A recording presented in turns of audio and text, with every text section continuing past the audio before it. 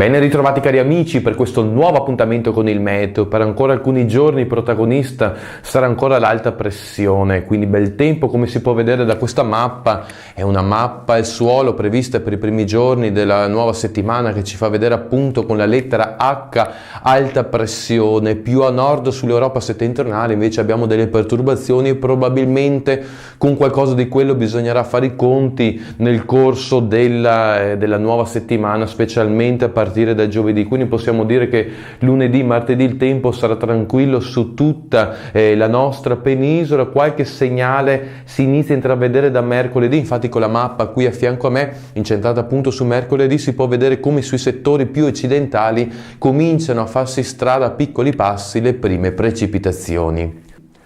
Possiamo dunque dire che appunto fino alla volta di mercoledì il tempo sarà tranquillo, poi appunto c'è il rischio che a partire da giovedì pomeriggio arrivi una perturbazione che inizierà a interessare i settori occidentali del territorio per poi diffondersi su gran parte del centro-nord, interessare anche parte di venerdì. Con ora ho detto tutto, auguro a voi tutti una buona settimana, se avete tempo e voglia ci vediamo nel prossimo appuntamento.